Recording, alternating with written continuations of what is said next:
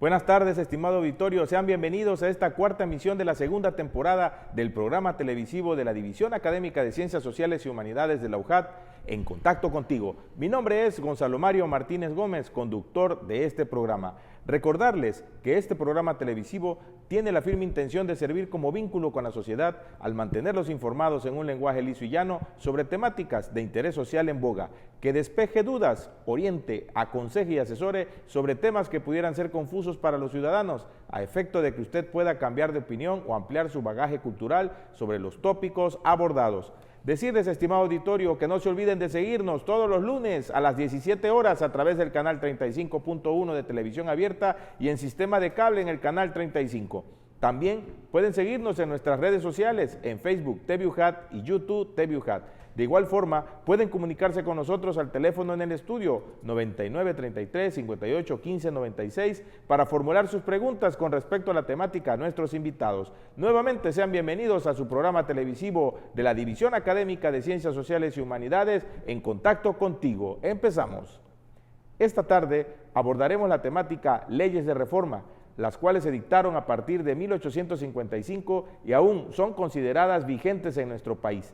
Estas consistieron en un conjunto de leyes que cambiarían el sistema político y jurídico de la época hasta nuestros días. El propósito primordial de este conjunto de leyes de reforma fue separar a la Iglesia del Estado, el fin de la propiedad comunal de la tierra y la eliminación del fuero eclesiástico, tal como se narra en el libro Justificación de las Leyes de Reforma en la serie Estampas Republicanas, emitida por la Secretaría de Cultura a través del Instituto Nacional de Estudios Históricos de la Revolución de México en su edición 2020, donde narran que Juárez y sus principales colaboradores, Melchor Ocampo, Miguel Lerdo de Tejada y Manuel Ruiz, decidieron expedir lo que hoy conocemos como leyes de reforma, las que establecieron y fijaron los términos políticos y jurídicos de la relación entre la Iglesia y el Estado, aniquilando para siempre el orden de cosas que México heredó de su pasado colonial para dar paso a un nuevo modelo de organización social, en la que la libertad sería el principal valor garantizado a todos por el Estado. Cabe señalar que en el libro antes mencionado se deja de manifiesto que el paso dado por Juárez y sus ministros al expedir las leyes de reforma es y ha sido evidente, útil y conveniente a México desde hace ya más de 160 años, puesto que su importancia histórica es ampliamente reconocida y su vigencia en muchas de sus prescripciones demuestra que la acertada medida tenía la razón de su parte. No obstante, dejan en claro que la reforma juarista, que en realidad es la reforma liberal mexicana, no se agotaba en estas leyes ni terminaba al señalar los límites de actuación de la Iglesia, ni al nacionalizar sus bienes o separarla del Estado. No, la reforma liberal, si bien incluía todo esto, no era solo esto, sino contemplaba otros aspectos de los que charlaremos con nuestros invitados. Como se anunció, hoy platicaremos con nuestros invitados sobre la temática Leyes de Reforma. Por consiguiente, esta tarde tenemos como invitados especiales para platicar con nosotros sobre este tema de análisis a docentes investigadores de nuestra alma mater, académicos de reconocido prestigio por su desempeño profesional e investigaciones que han tenido impacto en la sociedad. Sin duda alguna, académicos dignos de portar la toga simbólica de su profesión. Es un gusto, como siempre, darle la bienvenida al doctor Héctor Valencia Reyes y al doctor Raimundo Vázquez Soberano. Gracias. Es un gusto tenerles nuevamente aquí en su programa En Contacto Contigo. Gracias, buenas tardes por la invitación. Y bueno, ya sin más preámbulo, ¿en qué consistieron las leyes de reforma?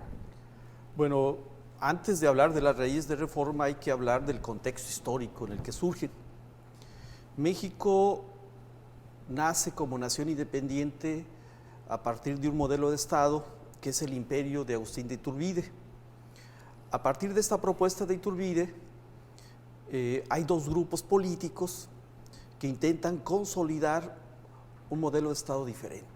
Son los conservadores, que van a buscar establecer un modelo de Estado de corte centralista, y los liberales, que van a ofrecer como propuesta de desarrollo político de este país para generar una estructura administrativa que regule la vida de los ciudadanos, una república federalista. Desde 1824, cuando se establece la primera república federalista, se van a dar conflictos y enfrentamientos entre estos dos grupos. Y desde 1824 hasta 1855 podemos decir que este enfrentamiento va a llevar a que en la mayoría de los casos los conservadores, también masones del rito escocés, ocupen el poder e impongan y mantengan una hegemonía del modelo centralista. Este modelo centralista va a generar que el país quede bajo la administración de las oligarquías locales, ya sean agrarias, militares, comerciales o políticas. Y este modelo de desarrollo va a sufrir distintos cuestionamientos a través del tiempo. A partir de esos cuestionamientos, en diversas fases de la historia de este tiempo, los liberales van a ocupar el poder y van a realizar reformas con la intención de consolidar el desarrollo social, económico, cultural del país. Pero bajo el caciquismo político de Santa Anna, los centralistas van a imponer el modelo de desarrollo que beneficia desde luego a las élites, como dirá José María Luis Moro, un historiador de la época, que va a establecer una cultura de la corrupción en la administración pública, que va a dejar en manos de la Iglesia la administración de muchas instituciones, desde el registro civil, panteones, iglesias, conventos, los primeros hospitales, etc. Y los liberales van a luchar primero a partir de las leyes, es decir, van a luchar a partir de los propios lineamientos que el Estado en aquel entonces tenía, y van a participar en procesos electorales, van a ser diputados, van a ser gobernadores y van a sostener la necesidad de que el país debe cambiar hacia un modelo de desarrollo de corte federalista y republicano. Cada vez que ellos toman el poder o tienen el poder a partir de ciertos consensos electorales o populares o políticos, los conservadores daban golpes de Estado. Hasta que Santa Anna en 1853 da uno de los últimos golpes de Estado, se autonombra Su Alteza Serenísima y prácticamente establece una dictadura. En ese contexto se da el levantamiento de Juan Álvarez con el Plan de Ayutla, que es secundado por distintos liberales y militares a través del país, lo cual permite que se pueda consolidar un gobierno de corte liberal y que a partir de 1855 empiece a establecer nuevos decretos y nuevas leyes para transformar la administración pública en este país y que prepare el terreno para realizar una nueva constitución y establecer el constituyente de 1856-57. Cabe decir que aunque los liberales logran establecer nuevas leyes, logran hacer que se establezca la Constitución, los conservadores siguen luchando y oponiéndose a estas. De ahí surge la llamada Guerra de Reforma o Guerra de 3 años, a través de lo que conocemos como el Plan de Tacubaya, que es un nuevo golpe de Estado para desconocer la Constitución del 57. En el contexto de esa guerra surgen nuevas leyes. Nuevas leyes que van a reafirmar y van a fortalecer la Constitución del 57, y a estas leyes también se les conoce como parte de las leyes de reforma. Pero la gente tiene que estar consciente de que a pesar de que se crean estas nuevas leyes, a pesar de que los liberales ganan la guerra de reforma, los conservadores se van a Europa y empiezan a aliarse con gobiernos extranjeros y piden que México sea gobernado por un extranjero. Y en el contexto de las deudas que tenía México con Inglaterra, España y Francia, y el expansionismo colonial europeo, concretamente el de Napoleón III, se crea una triple alianza en 1861 que deciden venir con una flota y con más de 10,000 soldados a invadir México. Y llegan al puerto de Veracruz entre finales de octubre y diciembre del 61. Inglaterra y España negocian con los liberales, en este caso con Juárez y sus ministros, y los franceses se quedan y se da la intervención francesa, la invasión francesa. Entonces, esta termina hasta 1867, es decir, 12 años después de que se promulga la que consideramos la primera ley de reforma, que es en 1855, que es la ley de Juárez sobre administración de justicia. Entonces, estas leyes se crean en un contexto de transformaciones y de lucha política a nivel nacional.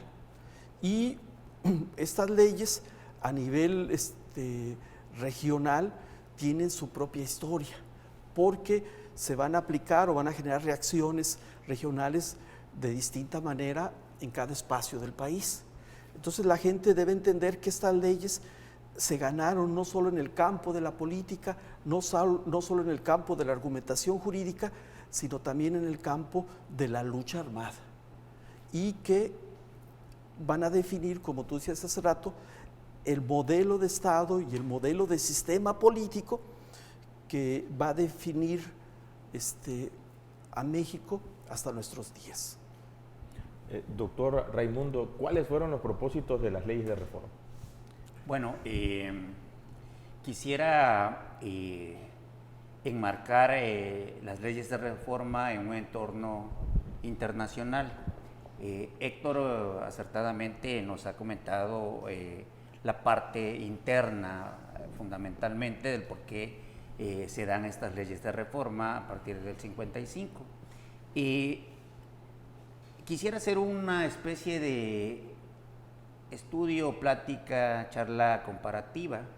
Las leyes de reforma nosotros tradicionalmente las hemos visto al calor del ámbito nacional. Sin embargo, no es México el único que está en este tipo de transiciones fundamentalmente. El capitalismo se está consolidando a nivel mundial y se está dando una especie de repartimiento geopolítico del mundo, de las regiones que lo integran como tal, y en el contexto, por ejemplo, del Medio Oriente, se van a dar dentro del Imperio Turco una serie de reformas, podríamos decir que excepto la de la religiosa, todas las demás idénticas a las de México. A ellos le llaman a esas reformas el Tanzimat, que pues en una traducción al español quiere decir reordenamientos, ¿sí? Pero estos reordenamientos no están siendo,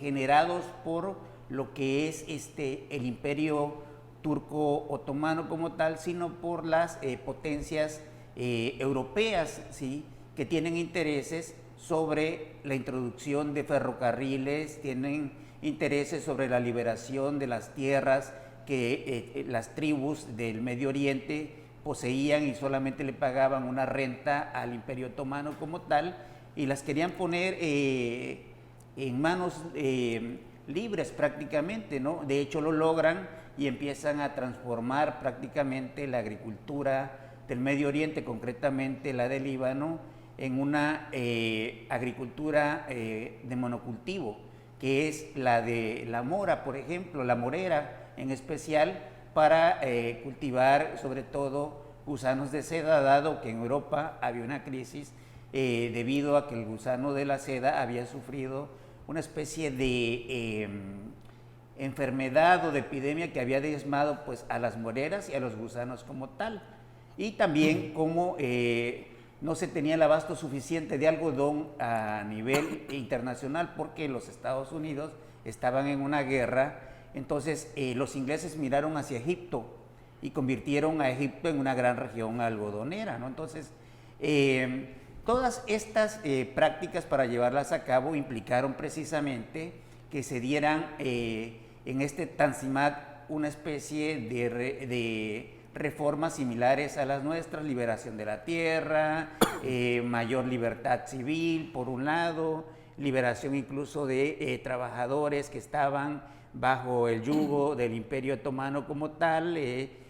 Presionan básicamente al Imperio Otomano, que ya venía sufriendo, por decirlo de alguna forma, algunas fisuras, y a cambio de armamento, entre comillas, les permite el Imperio Otomano que hagan todas esas series de reformas, concretamente en lo que se conocía en esos momentos como la Gran Siria, que incluía al Líbano, a lo que es parte de lo que es la actual República de Siria por una parte, y por el otro lado a lo que era el territorio palestino como tal, ¿no? Hay que entender que en ese momento estos no eran repúblicas tal y como las conocemos actualmente, sino que eran parte de ese gran imperio. Bueno, lo que quisiera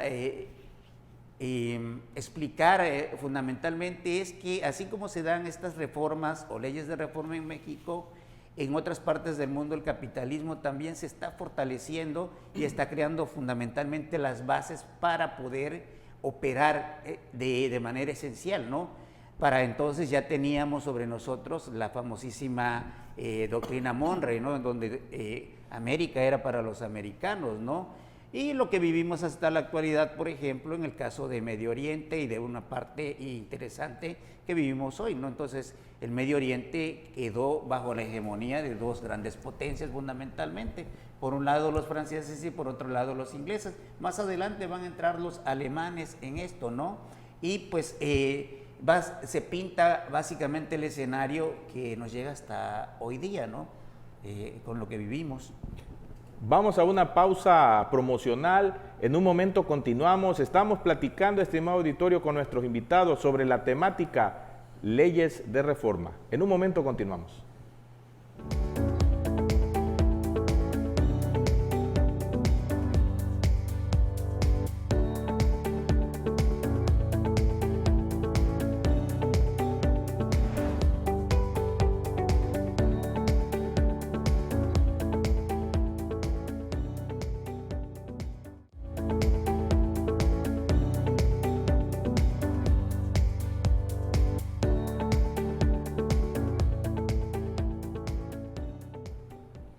Continuamos aquí en su programa En Contacto Contigo. Recordarles que la temática que estamos platicando el día de hoy con nuestros invitados es sobre las leyes de reforma. Se acaba de integrar con nosotros en esta mesa de análisis Melissa Natalia Broca Díaz, quien es estudiante de la licenciatura de Historia. Es un gusto darle la bienvenida a este programa. Muchas gracias. Y para empezar a platicar con ella, me gustaría preguntarle ¿cuál fue el propósito de la reforma? Bueno, el propósito de la reforma fue, primero, como explicó el profesor Valencia, con el plan de Ayutla, derrocar el régimen de Santa Anna, de Antonio López de Santa Anna, para después hacer promover lo que es el régimen liberal, ¿no?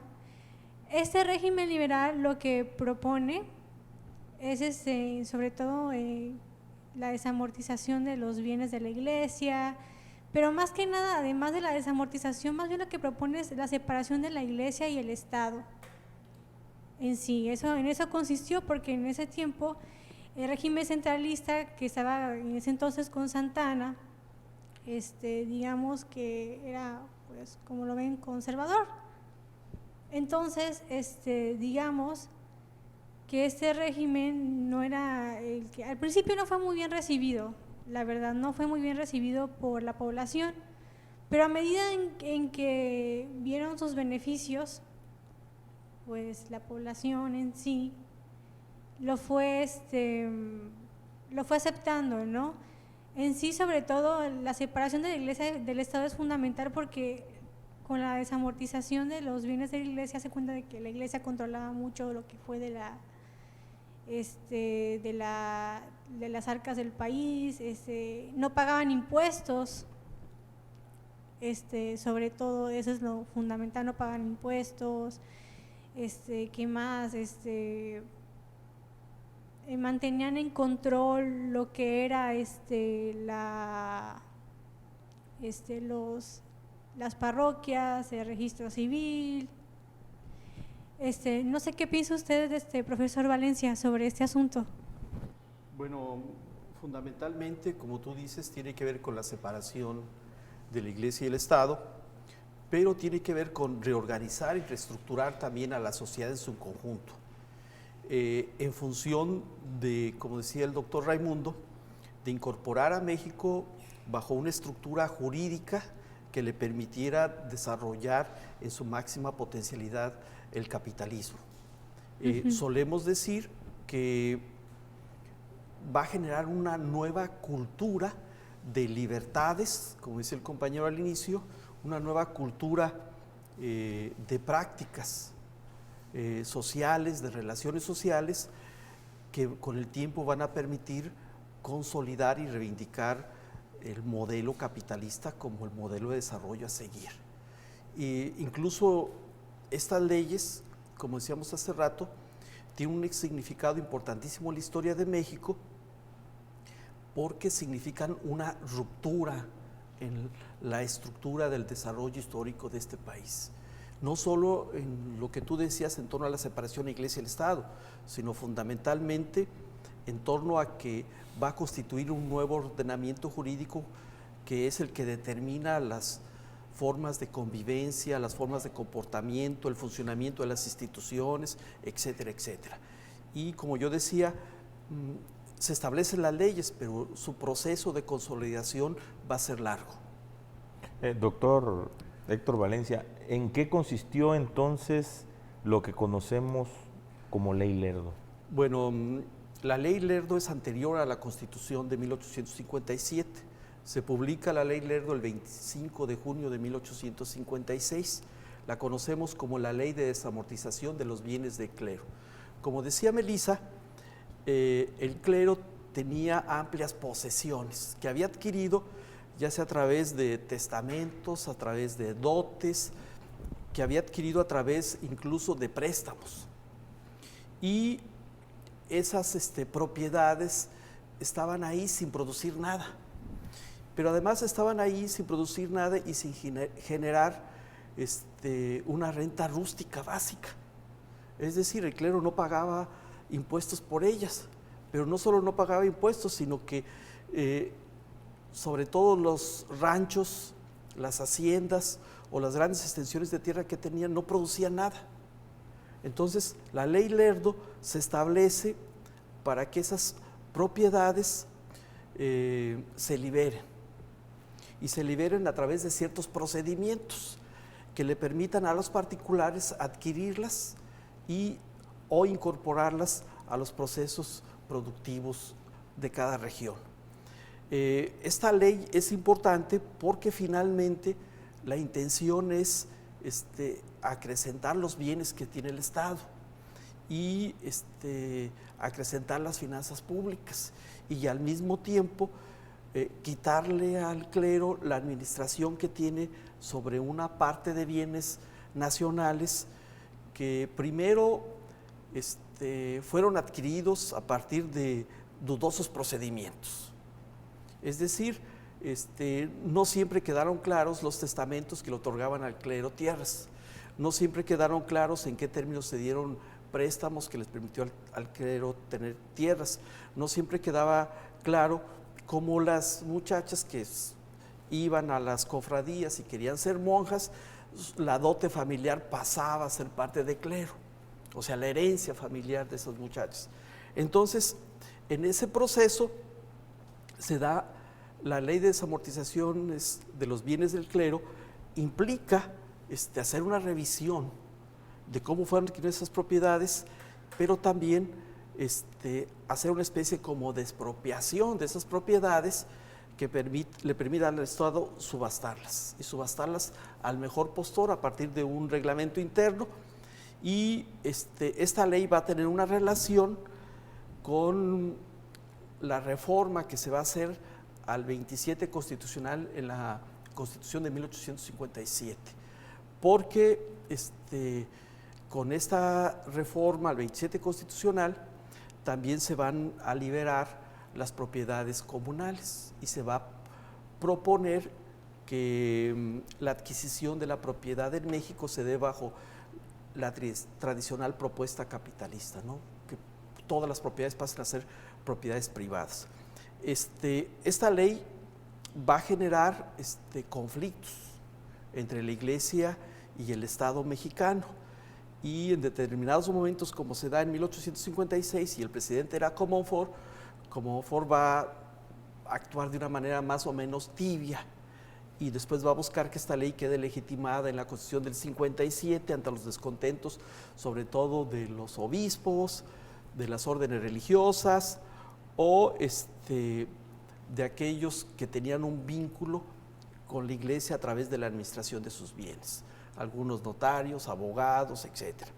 Y esta ley, muy poca gente sabe que todavía fue ratificada en 1874, cuando Lerdo era presidente, y todavía encontramos que para 1880 en algunas zonas del país todavía no se aplica, y que para 1882 es reafirmada para que se empiece a aplicar de una manera ya determinante a través de las estructuras institucionales que para aquel entonces ya tiene el porfiriato creadas. Aunque no lo crean, esta ley va a generar distintos conflictos históricos en México a través del tiempo, y los jaloneos entre el Estado y las instituciones van a estar ahí permanentemente en relación con los bienes que administra o tiene cada uno de ellos. Pero esta ley va a fortalecerse con la Ley Juárez, va a encontrar mecanismos de operación con la Ley Juárez, que se va a publicar 3 años después, en 1859. Como mencionaba en el preámbulo, las leyes de reforma consistieron en un conjunto de leyes que fueron dictadas en un contexto social, económico y político un poco complejo, dada la naturaleza de las circunstancias que se encontraban de aquella época y de la lucha entre liberales y conservadores. Y como les decía, es importante que nuestro auditorio pues pueda conocer cuáles fueron en sí cada una de las diferencias de este conjunto de leyes. Y esa es la razón por la cual queremos preguntarle al doctor Raimundo en qué consistió la Ley Juárez. Bueno, como acaba de apuntar el maestro Héctor, la Ley Juárez va a ser, diría, el inicio de una serie de leyes que, pues desde luego, van a tratar de sentar las bases de un México, digamos, moderno, en el cual las estructuras que se venían arrastrando desde el periodo colonial paulatinamente van a ser desmontadas al ser los liberales paulatinamente también quienes en cierta medida empiezan a controlar básicamente los destinos políticos de este país. Se impone un proyecto liberal y ese proyecto liberal exige precisamente ciertas condiciones. Una de estas condiciones la va a plantear la Ley Juárez. La Ley Juárez lo que va a plantear fundamentalmente es irle restando paulatinamente poder a tanto al clero como tal, como a los militares, que eran pues prácticamente quienes durante la primera mitad del siglo XIX controlaban los destinos del país. O sea, podemos decir que México durante unos 30 años no logró realmente tener una cara de nación lo suficientemente consolidada, ¿no? En ese periodo perdimos lo que va a ser gran parte del territorio nacional, sufrimos invasiones, etcétera, y para crear una especie de conciencia nacional, pues se van a empezar a establecer algunos símbolos que traten de darle una identidad a todos los habitantes de este país, que en ese momento no se consideraban como mexicanos, ¿no? Entonces le tenían más fe a la Iglesia, por eso tenía tanto poder en una parte, que a la misma nación como tal. Para tratar de contrarrestar un poco esto va a surgir precisamente el himno nacional, ¿no? después de la pérdida de un territorio, de la mitad del territorio nacional, en una guerra pues con muchas desventajas con los Estados Unidos, porque los mexicanos no se sentían mexicanos, se identificaban con sus regiones fundamentalmente, ¿no? El himno nacional tiene en parte una serie de reproches o de recriminaciones a todos aquellos mexicanos que en el momento en que se convocan para unirse al combate contra los estadounidenses, pues no responden, ¿no? Entonces, y también sirve de base para sentar lo que es fundamentalmente los primeros elementos de un nacionalismo, pero de carácter liberal.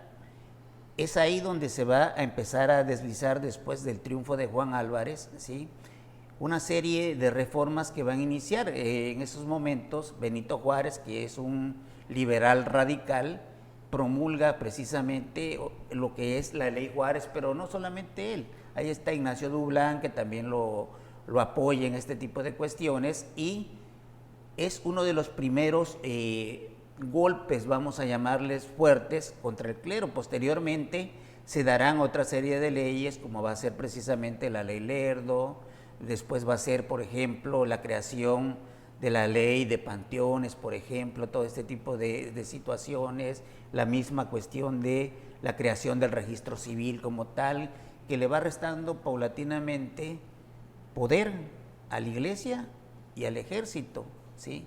Estamos hablando del ejército que viene desde lo que es el surgimiento del México independiente. Posteriormente habrá un nuevo embate del ejército, pero será ya con otras peculiaridades y otras características, y apegado ya a lo que es un liberalismo claramente definido como tal. En esa línea vamos a encontrar precisamente a Porfirio Díaz, ¿no?, como tal, y todo su séquito, vamos a llamar, que lo rodea, al lado de lo que son los famosos científicos, que también son un grupo importante, pero los militares van a seguir manteniendo un peso muy fuerte. Hasta lo último, en la revolución, bueno, ya sabemos en la decena trágica quiénes fueron los protagonistas principales para el derrocamiento de Madero, aparte de los Estados Unidos, desde luego, ¿no? Entonces tenemos una serie de militares porfiristas, pero ese es otra etapa, vamos a llamarlo, del militarismo. Pero con esta ley Juárez, el objetivo principal fue ese, iniciar esa especie de transición, ¿sí?, en un terreno todavía minado, ¿no? Como bien apuntas, ¿no?, todas estas leyes de reforma no van a estar cristalizadas en la Constitución del 57, sino va a ser Lerdo de Tejadas, cuando muere Juárez, en su calidad de presidente de la Suprema Corte de Justicia de la Nación, que asume la presidencia de la República y incorpora, hace la reforma a la Constitución del 57 para poderles incorporar, sí, ¿no? Y es ahí a donde quedan, pero no quedan, quedan en el papel, porque en la práctica no.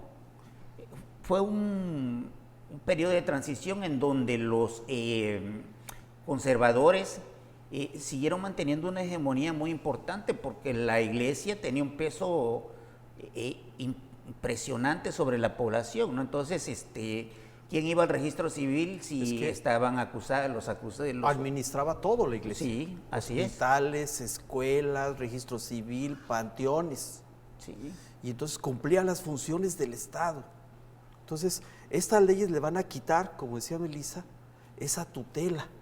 Pero además estas leyes no solo van a cuestionar el papel eficiente de la iglesia como dirigente de la sociedad, sino que van a abrir la puerta y van a decir, puede haber otros cultos, va a haber las libertades ciudadanas que están en la Constitución del 57 como garantías constitucionales. De hecho, la iglesia no solamente fue, digamos, algo, fue una práctica, bueno, más bien moral. O sea, lo que tengo que decir es que la iglesia no solo administraba, como dijeron, ambos profesores, lo que eran las escuelas, el registro civil, los hospitales, sino también la gente a veces no quería ir a los mismos registros civiles, o más bien por la carga moral que ellos tenían, ¿no?, sobre lo que eran la religión, la iglesia. Sí. Antes de ir a una pausa promocional, agradecemos la presencia aquí en su programa En Contacto Contigo a la alumna Melissa Natalia Broca Díaz. Ella es estudiante de la licenciatura en Historia. Y por otra parte, en un momento continuamos aquí en su programa En Contacto Contigo, en un momento regresamos. Recordarles que estamos platicando sobre la temática las leyes de reforma.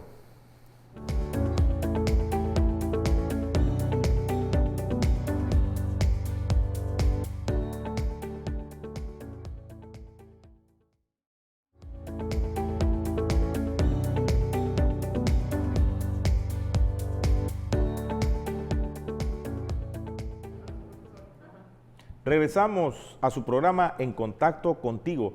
Recordarles, estimado auditorio, que la temática del día de hoy son las leyes de reforma. Se encuentra con nosotros y le damos la bienvenida también al estudiante de la licenciatura en Historia, Carlos Ulises Pérez Lázaro, quien se encuentra platicando con nosotros el día de hoy en esta mesa de análisis. Muchas gracias por la invitación. Bienvenido. Y bueno, para continuar con la charla que tenemos con el doctor Raimundo y el doctor Héctor Valencia acerca de esta temática, preguntarle a Carlos, ¿cuál fue el impacto que tuvieron estas leyes de reforma en la sociedad?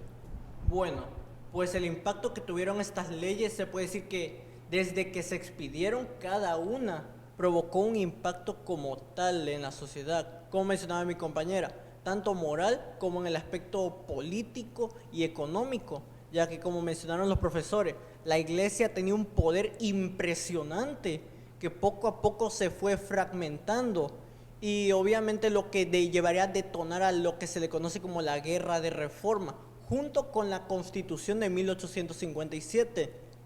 De hecho, se podría decir que esto llevó a rebeliones se puede decir de manera inmediata, como por ejemplo la rebelión en Zacapoaxtla, a cargo del cura Francisco Ortega.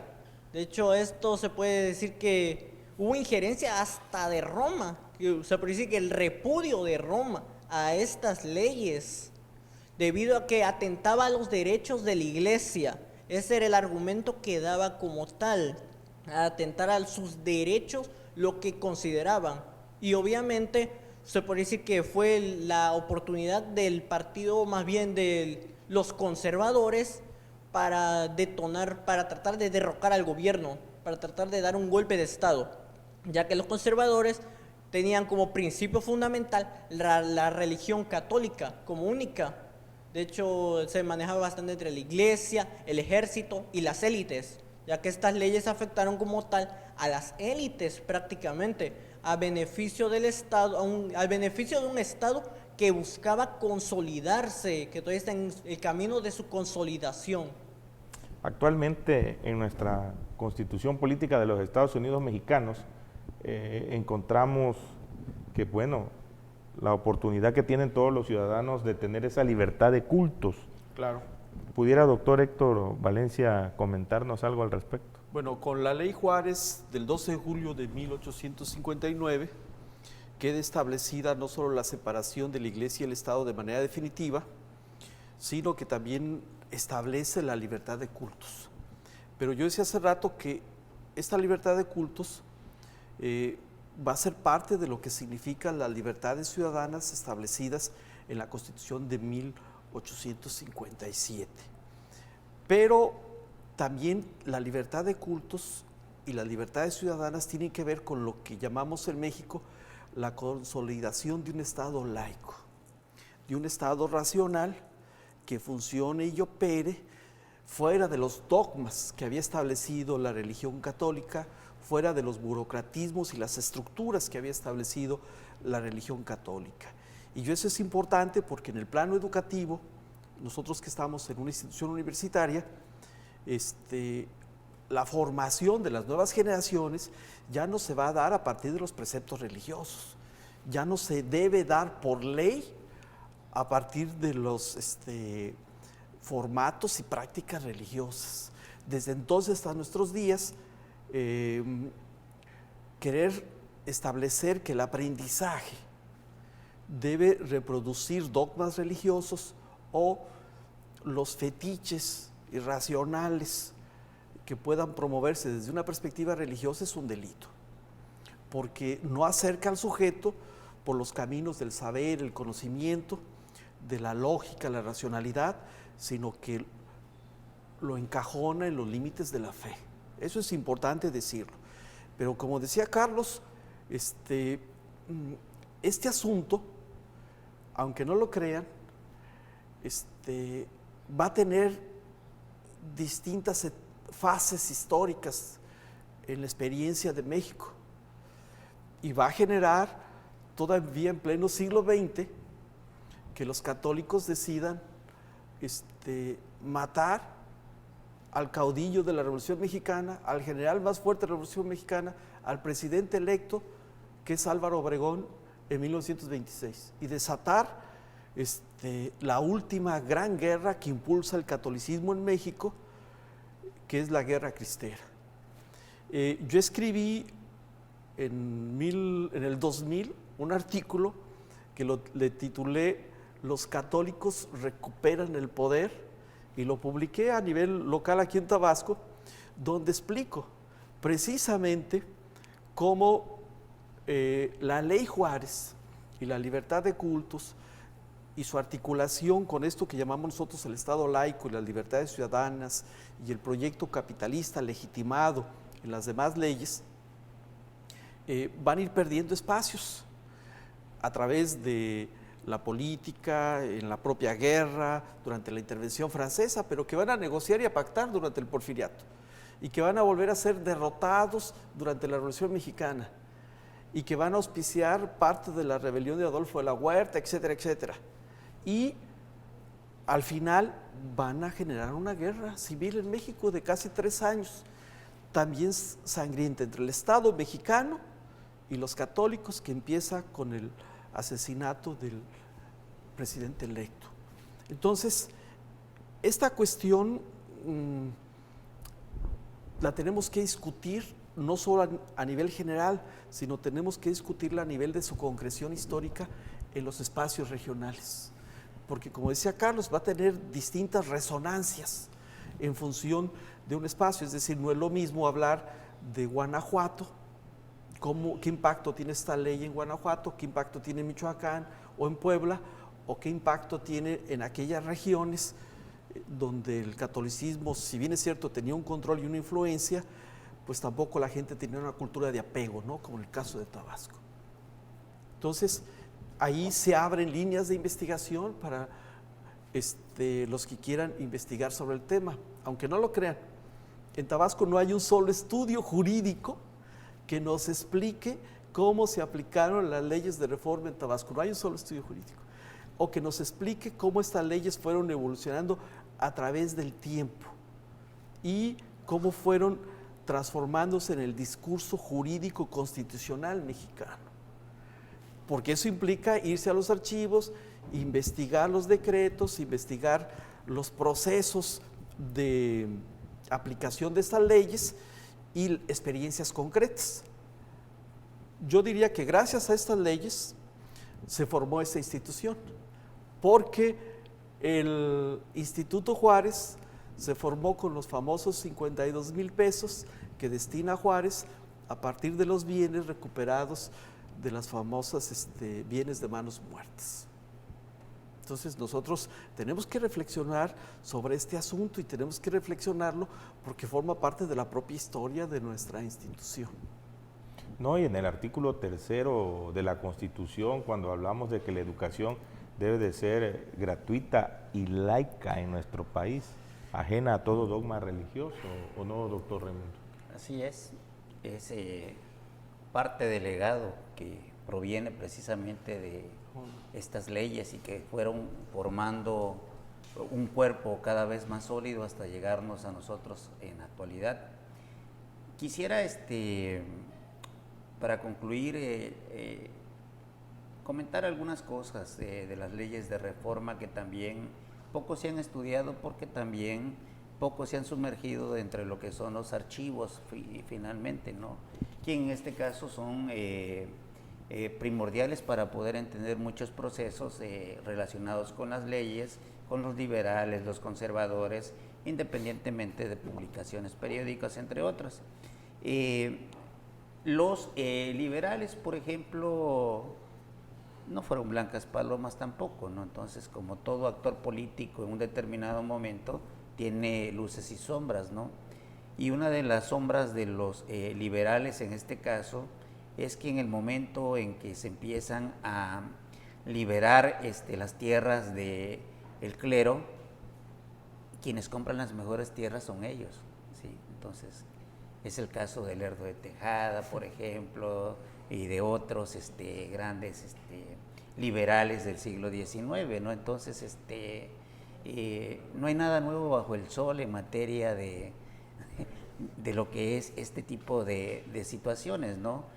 Ameritaría, obviamente, desde luego, un proceso para ver, por ejemplo, en determinadas regiones, hasta qué punto esos caudillos que fueron la bandera del liberalismo procedieron de la misma forma o no. Entonces, tenemos, como hemos insistido en varios programas, ¿no? Una historia por hacer, una historia por reinterpretar, más allá de los clichés de las leyes por las leyes mismas, ¿no? Incluso creo que aquí los abogados tienen una parte pendiente muy importante desde la perspectiva de los estudios históricos constitucionalistas, ¿no? En donde en Tabasco hay un gran boquete, una gran brecha, ¿no? Entonces no se le ha prestado atención a la historia del derecho desde esa perspectiva. En Tabasco no se ha hecho historia del derecho, ¿sí? Y eso es muy importante, sobre todo porque nosotros lo que estamos haciendo en estos momentos es dando una interpretación histórica, que desde luego abordamos ciertos elementos que nos sirven para poder explicar este conjunto de leyes, ¿no? Sin embargo, en cuanto a su legitimación, en cuanto al procedimiento de su formación, aplicación, integración, en eso los constitucionalistas tienen un papel fundamental, ¿no? Entonces, creo que por ahí tienen una gran brecha para poder generar líneas de investigación a futuro, ¿no? Carlos, en tu trayectoria académica y ahorita que estás estudiando las leyes de reforma, ¿qué te ha dejado saber acerca de ellas? Bueno, pues saber sobre las leyes de reforma como tal, lo que nos enseña es, por ejemplo, la historia se escribe, por ejemplo, la historia es importante conocer el pasado para comprender el presente. Y la historia se puede decir que, en este caso, las leyes de reforma, que se puede decir que fueron el principio de las libertades humanas en el país, en una sociedad totalmente, en simple palabra, catolizada, con una religión y con una ideología implantada desde la época colonial. Se puede decir que esto marcó un cambio en la historia del país, una transformación, como se podría decir, a pesar de que fue una guerra lo que se detonó, pero una guerra en contra de esas libertades.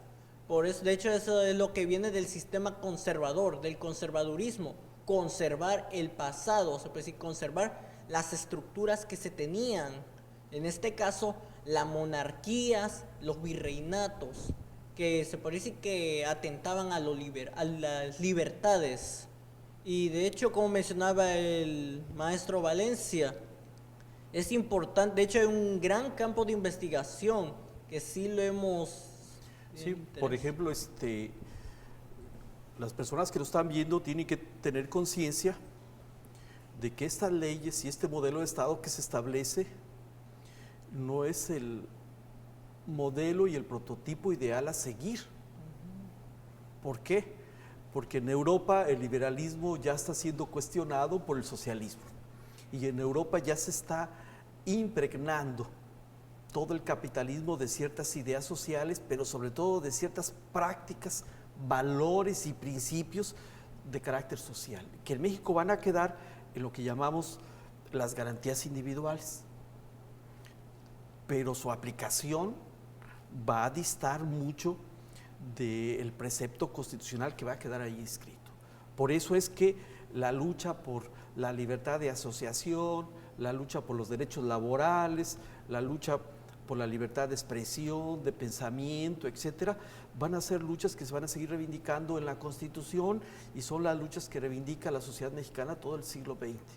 Es una cuestión que tenemos que replantear. Tanto el constituyente del 57 como el constituyente del 17 se olvidan de querer construir un modelo de Estado alternativo que no sea capitalismo. Y a la sazón o en relación a los procesos sociales y las hegemonías constituidas en México, resulta ser propuestas de desarrollo todavía que están a la saga de lo que se está proponiendo en la propia Europa dentro del mismo modelo capitalista.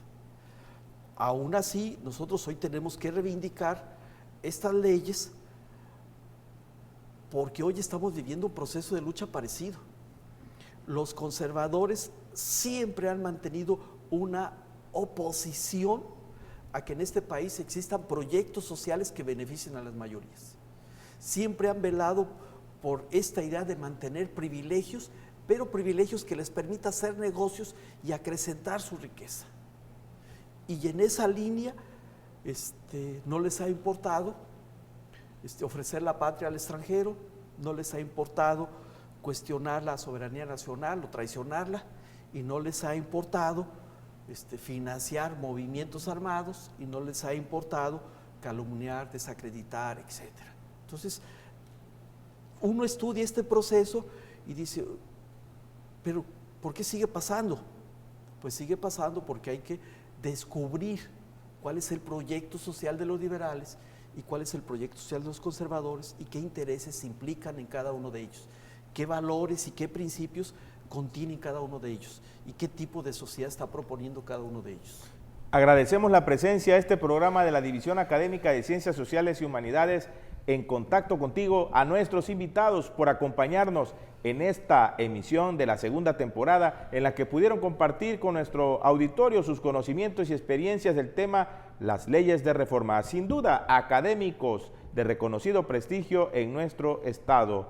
Recordarles sintonizarnos aquí en su programa En Contacto Contigo todos los lunes a partir de las 17 horas a través del canal 35.1 y de televisión abierta en el sistema de cable en el canal 35. También seguirnos en nuestras redes sociales en Facebook TVUJAT y YouTube TVUJAT. Hasta pronto y que sigan teniendo una excelente tarde.